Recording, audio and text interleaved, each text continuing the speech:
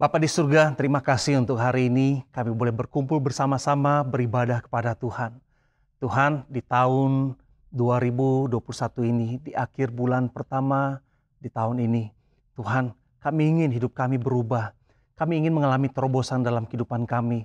Biar firman Tuhan yang sudah kami dengar sebelumnya dan firman Tuhan hari ini akan membawa kami kepada perubahan-perubahan yang membawa kami kepada terobosan. Terima kasih Bapa di surga. Urapi hamba, urapi setiap kami yang mendengar, di dalam nama Tuhan Yesus Kristus. Amin. Halo semua, apa kabar? Saya berdoa semoga Anda selalu ada dalam naungan sayap perlindungan Tuhan. Dalam rangkaian khotbah di awal tahun 2021 ini kita sudah membahas banyak hal, yaitu membahas mengenai bagaimana di tahun baru ini kita harus memiliki sikap yang baru. Kalau Anda ingin mengalami terobosan di tahun 2021 ini, Anda nggak bisa hidup dengan cara yang lama. Kita harus berubah. Itu sebabnya kita sudah membahas beberapa topik mengenai apa yang perlu berubah di tahun 2021 ini. Pertama, kita sudah membahas mengenai bagaimana mengubah cara pandang kita dari cara pandang ketakutan menjadi cara pandang iman. Anda juga mungkin ingat waktu Pastor Nancy membawakan mengenai bagaimana menentukan tujuan kita dengan iman dan seperti apa tujuan yang diberkati oleh Tuhan. Beberapa minggu yang lalu, Pastor Edward sudah menyampaikan mengenai bagaimana prinsip-prinsip perubahan dan harga yang harus dibayar untuk mengalami perubahan. Dan memang saudara, berubah itu nggak mudah. Ada pengorbanan di situ, ada harga yang harus kita bayar. Tapi kalau kita tidak berubah, maka harga yang harus Anda dan saya bayar itu jauh lebih besar lagi. Nah, kalau ada rangkaian firman Tuhan yang tadi saya sampaikan, atau pengajaran yang terlewat, silakan akses lagi di YouTube Galilee Church Indonesia supaya Anda dapat mereview lagi khotbah-khotbah kami. Dan jangan lupa subscribe channel ini sehingga Anda tetap mendapatkan notifikasi setiap kali ada video pengajaran, khotbah atau live streaming. Sekali lagi, silakan subscribe channel YouTube ini. Hari ini kita akan membahas mengenai bagaimana doa dan prinsip-prinsip doa yang mengubah hidup. Tahun ini jika Anda ingin mengalami terobosan dan perubahan, Anda membutuhkan terobosan di dalam hubunganmu dengan Tuhan, yaitu di dalam kehidupan doamu. Doa adalah satu yang universal dan dikenal dalam setiap agama maupun kepercayaan-kepercayaan yang ada di dunia ini. Kemanapun Anda pergi dan di dalam budaya apapun, budaya primitif atau modern, saudara, pasti di situ ada sistem penyembahan. Dan di mana ada sistem penyembahan, pasti di situ ada doa. Ada budaya yang menyembah gunung, ada yang menyembah batu, ada yang menyembah pohon atau bangunan tertentu. Ada yang menyembah kekuatan alam untuk menghancurkan atau kekuatan yang memelihara hidup manusia. Agama apapun itu, saudara, semua agama yang bisa Anda sebut, mereka memiliki sistem doa. Di mana mereka menempatkan permohonan mereka kepada kekuatan yang lebih besar dari diri mereka sendiri. Sehingga doa bagi semua agama dan kepercayaan adalah sarana untuk meminta berkah dari sesuatu yang lebih besar dan lebih tinggi daripada kita. Apa yang berbeda dengan kekristenan? Dalam kekristenan, doa adalah lebih daripada sekedar daftar permohonan kita kepada Allah. Lebih daripada sekedar kita meminta kepada Allah pencipta semesta. Dalam kekristenan, doa diajarkan sebagai sarana mengungkapkan kasih, sarana berkomunikasi, sarana berbincang-bincang, bercakap-cakap, berfellowship, dan intimasi dengan Tuhan. Dalam doa bahkan Yesus menyuruh kita menyebut Allah kita Bapa. Itu yang membedakan doa orang Kristen dengan doa dari kepercayaan-kepercayaan yang lain. Hari ini kita akan membahas mengenai topik doa ini. Dimulai dengan melihat beberapa mitos atau pemahaman yang salah mengenai doa. Pemahaman-pemahaman yang salah mengenai doa misalnya gitu ya. Saya mau sampaikan di sini bahwa doa bukanlah kata-kata. Banyak orang berpikir kata-kata membuat suatu doa berkuasa. Dengan suara yang dibuat menggelegar, berwibawa, mungkin enak didengar saudara, tapi kuasa doa dan wibawa doa itu bukan dari suara, dari intonasi atau volume dari sang pendoa. Tapi jika Anda berdoa dengan cara seperti itu pun nggak masalah sebenarnya, karena doa adalah personal, tergantung dari kepribadian setiap anak-anak Tuhan. Tetapi jika kita berbicara mengenai kuasa doa, hal ini tidak bergantung pada hal tersebut, tapi bergantung kepada dua hal ini. Yaitu pertama antara hubunganmu dengan Tuhan. Dan yang kedua yaitu bergantung pada Allah yang mendengar doa itu. Ada juga saudara anak-anak Tuhan yang menghafal doa-doa yang dianggap berkuasa, menghafal doa-doa yang dianggap suci dan punya kuasa, saudara. Begini loh saudara, kalau doa itu bergantung pada kata-katanya, apa bedanya dengan mantra, saudara? Mantra adalah sederetan syair atau kata-kata yang jika penyebutannya tepat dipercaya ada powernya. Dan yang pasti power itu bukan dari Tuhan. Allah tidak tertarik dengan kata-kata Anda atau intonasi atau bahasa atau hal-hal lahiriah lainnya. Doa tidak tergantung pada sikap tertentu. Doa berbicara jauh lebih dalam daripada semuanya itu. Doa adalah hubungan. Kedua, doa bukanlah pemadam kebakaran. Apa maksudnya? Kalau keadaan darurat baru jurus doa keluar. Pernah dengar nggak? Ada orang pernah berkata demikian ya. Saat ini yang bisa kita lakukan yaitu cuma berdoa saja. Artinya setelah semua jurus keluar, setelah semua usaha sudah dicoba, tapi nggak bisa berhasil lagi, kemudian ujung-ujungnya berdoa. Bukan saudara ya, doa bukan alat pemadam kebakaran yang tergantung di pojok ruangan, yang menunggu keadaan darurat untuk dipakai. Hanya berfungsi pada waktu keadaan darurat. Bukan. Dan berikutnya, doa bukanlah adu ngotot. Siapa yang paling kuat antara Allah dengan Anda. Semakin Anda sungguh-sungguh, bahkan gak makan, mogok minum, atau istilah rohaninya puasa, akhirnya Tuhan mengalah. Ada istilah sekarang saudara, push, pray until something happen. Di dalam konteks ketekunan, gak apa-apa. Tapi bukan dalam konteks berdoa ngotot sampai sesuatu terjadi, sampai Tuhan berubah pikiran. Gak saudara, dalam doa Allah tidak pernah berubah. Dia tahu semua hal, dia tahu seluruh perjalanan kehidupan kita, kehidupan Anda dan saya. Jadi doa tidak mengubah Allah. Yang Allah inginkan yaitu perubahan Anda dan saya, saudara, melalui doa-doa yang kita naikkan. Keempat, doa bukanlah kewajiban agamawi. Motivasi atau penggerak dari pemahaman ini yaitu rasa bersalah. Ada teman saya pernah cerita bahwa satu kali dia bangun pagi-pagi dan harus cepat-cepat pergi kerja. Nggak sempat berdoa, dia harus segera jalan ke tempat kerja. Dan di hari itu, di pekerjaannya dia nyaris mengalami kecelakaan kerja. Langsung dia minta ampun kepada Tuhan karena lupa berdoa. Ampuni Tuhan, saya lupa mendahulukan Engkau hari ini. Nah, dari mana datangnya rasa bersalah itu, saudara? Dari kebiasaan agamawi. Kebiasaan agamawi itu sering membutakan manusia dan ini dilakukan untuk mendapatkan pembenaran diri yang palsu. Doa adalah satu keadaan di mana suatu hubungan yang dekat dan membuat kita semakin akrab, saudara. Ingat, doa itu adalah percakapan. Mulailah setiap hari dengan doa. Apapun yang Anda lakukan di pagi hari, itu akan menentukan mood Anda sepanjang hari. Kalau Anda memulai dengan memprioritaskan Tuhan, Anda akan melihat kehidupan yang dipimpin oleh Roh Kudus sepanjang hari itu. Mari kita lihat seperti apa kira-kira doa yang bisa mengubah hidup kita. Pertama, kita harus tahu bahwa doa adalah mengenai relationship. Relationship atau hubungan hanya terjadi pada waktu dua orang itu saling kenal satu dengan yang lain. Kalau cuma karena sering bertemu dengan si A di kantor, tidak serta-merta membuat Anda kenal dengan si A. Anda hanya sebatas tahu mengenai si A, gitu ya. Begitu juga dengan Tuhan. Anda akan mengenal Tuhan saat Anda berhadapan dengan Dia dan saat Anda berbicara, berbincang-bincang dengannya. Ayub 42 ayat 5 pernah berkata, hanya dari kata orang saja aku mendengar tentang Engkau, tetapi sekarang mataku sendiri memandang Engkau. Suatu hubungan baru terjalin pada saat ada inisiatif dari salah satu pihak untuk memulai.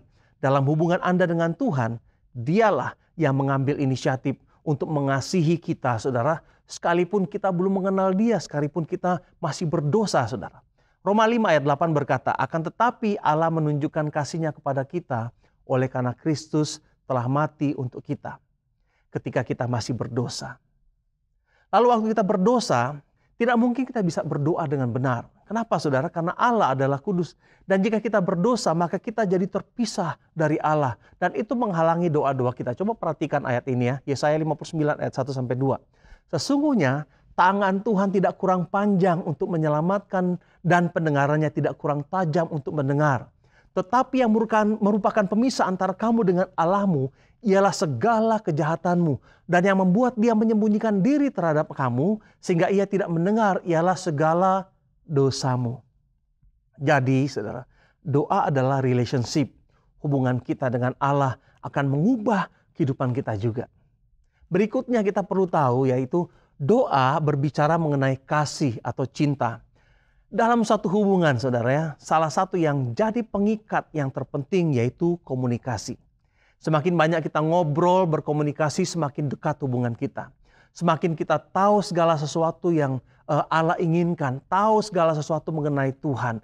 Karena pada saat mereka berkomunikasi, orang percaya dan Tuhan berkomunikasi dalam doa, pengertian dan kasih bertumbuh dengan subur. Sehingga kita semakin merindukan Tuhan. Sehingga kita makin saudara ingin ngobrol. Dan pada waktu itu kerinduan mulai memuncak. Mazmur pasal 119 ayat 20. Daud pernah berkata demikian. Kerinduanku akan perintah-perintahmu tidak terucapkan dengan kata-kata. Wah saudara, itu perkataan cinta kepada Tuhan yang luar biasa. Inisiatif pertama dilakukan oleh Allah dan manusia memberikan respon. Ini yang memperdalam relationship kita dengan Tuhan ya. Mazmur 63 ayat 1. Mazmur Daud ketika ia ada di padang gurun Yehuda. Ya Allah, Engkau Allahku, aku mencari Engkau. Jiwaku haus kepadamu, tubuhku rindu kepadamu seperti tanah yang kering dan tandus tiada berair. Jadi saudara, doa adalah cinta kasih. Dan melalui doa, cinta Anda kepada Tuhan akan semakin dalam. Dan Anda akan semakin mengerti isi hati Tuhan. Ketiga, doa berbicara mengenai rasa percaya atau iman. Sebelum seorang berbalik, pertama-tama ia harus percaya bahwa Allah ada dan Allah memberikan upah. Anda bisa lihat itu di Ibrani 11 ayat 6. Satu kali, saudara, ada satu cerita. Di satu acara amal gereja, seorang penyair berdiri di hadapan seluruh hadirin. Dengan ekspresif, dia mengucapkan doa Bapa kami. Dengan sangat, pokoknya penuh ekspresi dan sangat dalam. Terkadang-kadang dia berlutut di dalam syairnya itu, dalam kata-kata puitisnya itu. Terkadang-kadang dia memukul-mukul dada, atau terkadang dia menegadah ke langit-langit panggung, saudara. Nah selesai dia membacakan doa Bapa kami, saudara. Seluruh hadirin bertepuk tangan, memuji sastra yang indah yang dibawakan dengan penuh penjiwaan itu. Pada akhir acara tersebut ditutup oleh doa seorang pemuda. Lalu selesai berdoa, dia menutup dengan doa Bapa kami. Walaupun agak minder, pemuda ini mengucapkan doa Bapa kami dengan sederhana. Tetapi seluruh hadirin bisa merasakan kasihnya dan keakrabannya dengan Tuhan. Selesai berdoa nggak ada tepuk tangan. Tetapi setiap hadirin meneteskan air mata mereka karena mereka merasakan hadirat Tuhan dari setiap perkataan doa yang diucapkan oleh pemuda itu. Kuasa dan hadirat Tuhan bekerja saat Anda berdoa dengan penuh percaya bahwa Allah hadir dan mendengar setiap doa kita. Artinya saudara, waktu seorang berdoa, kesadarannya harus melampaui hal-hal yang bisa dilihat oleh mata jasmani. Dan harus bisa mulai melihat dengan mata iman bahwa Tuhan hadir. Saudara. Kita harus mendekati Allah dengan iman bahwa doa kita didengar oleh Tuhan. Dan bahwa kita diterima di tahta Tuhan. Coba baca ya 1 Yohanes 5 ayat 14. Dan inilah keberanian percaya kita kepadanya. Yaitu bahwa ia mengabulkan doa kita. Jikalau kita meminta sesuatu kepadanya menurut kehendak firman-Nya. Jadi saudara ya, doa adalah tindakan iman. Dan melalui doa Anda melihat Allah dengan pandangan iman bahwa Dia mendengar dan menjawab setiap doa-doa kita. Mari kita lihat ayat berikutnya, Yakobus 5 ayat 16. Doa orang yang benar bila dengan yakin atau dengan penuh iman didoakan sangat besar kuasanya. Ada kata doa orang benar. Siapa itu orang benar? Orang benar dalam bahasa Ibrani dari leksikon bahasa Yunani disebut dikaios. Dikaios. Orang benar itu dikaios. Apa artinya dikaios? Dikaios yaitu seorang yang pemikiran, perasaan dan tindakannya sepenuhnya sesuai dengan kehendak Allah. Kalau kita baca dalam terjemahan bahasa Indonesia sehari-hari, coba perhatikan ya. Doa orang yang menuruti kemauan Allah mempunyai kuasa yang besar. Ingat, camkan ini saudara ya. Itu sebabnya doa bukan mengubah Allah. Tapi doa itu membuat kita menjadi dikaios. Doa itu mengubah Anda dan saya untuk menyelaraskan pemikiran, perasaan, dan tindakan kita seperti kemauan Tuhan. Saudara, doa Anda adalah sarana yang luar biasa yang diberikan oleh Tuhan. Anda bisa berdoa bagi orang tua Anda di tempat Anda walaupun mereka berada di daerah yang berbeda. Anda bisa berdoa, dan doa itu seperti misail, saudara ya. Peluru kendali yang Anda luncurkan dari tempat Anda langsung menuju kepada hati Allah. Dan dari sana Allah sumber jawaban, mendengar dan mengabulkan setiap doa tersebut. Doa Anda bisa masuk ke kubu-kubu pertahanan musuh. Dan doa Anda akan langsung mengarah kepada tujuan dan tepat sasaran. Itu sebabnya saudara, iblis sangat takut pada waktu orang percaya berdoa. Dia akan bikin Anda ngantuk, saudara. Dia akan bikin HP Anda ting-tong terus dengan notifikasi. Dia akan bikin Anda terdistraksi sehingga menumpulkan kekuatan doa yang dahsyat tersebut. Anda adalah orang yang sudah diubahkan oleh Tuhan. Doa punya kuasa yang tidak terbatas. Orang bisa saja menolak Anda, saudara. Menentang pemberitaan Injil Anda. Menolak kata-kata Anda. Tetapi mereka tidak sanggup bertahan menghadapi doa-doa Anda. Mereka tidak memiliki sistem pertahanan melawan doa orang benar. Alkitab berkata, hati raja-raja seperti batang air di hadapan Tuhan. Dia mengalirkan kemanapun dia inginkan. Seperti sungai juga, Tuhan akan sanggup mengubah perjalanan sejarah melalui doa-doa Anda. Pada waktu Anda berdoa bagi pemerintahan yang ada, berdoa bagi tatanan dunia ini, berdoa bagi setiap pemimpin yang Tuhan percayakan di dalam kehidupan kita, saudara, di negara kita. Tuhan akan sanggup bekerja, saudara, melalui doa-doamu kepada mereka. Anak Anda mungkin terhilang dan membutuhkan jamahan Tuhan. Ayah ibu Anda mungkin sekarang ini sedang sakit, tapi Anda tidak bisa bersama-sama dengan mereka. Suamimu mungkin mengucilkan Anda, istrimu tidak menghargai Anda. Tapi doa Anda akan menjangkau hidup mereka dimanapun mereka berada. Anda mungkin menghadapi situasi yang sangat-sangat sulit dan mustahil. Doa mengaktifkan kuasa Tuhan pada suatu yang Anda doakan. 6 kali dalam Injil, Yesus berkata, mintalah maka aku akan menjawab. Yang perlu Anda lakukan yaitu berkomunikasi dengan Dia, berdoa, minta kepada Dia, dan Allah menjawab doa-doamu. Amin, saudara. Mari kita berdoa. Bapa, kami bersyukur untuk firman Tuhan yang kami dengar. Tapi biar kebenaran firman Tuhan ini bukan hanya sekedar informasi, tetapi kami boleh menghidupinya. Ubah hidup kami Tuhan, pemikiran kami, pemahaman kami Tuhan, menjadi selaras dengan keinginan Tuhan. Sehingga setiap doa-doa kami Tuhan yang kami naikkan, sesuai dengan kemauan Tuhan, sesuai dengan rencana Tuhan. Dan itulah doa-doa yang penuh kuasa ya Tuhan.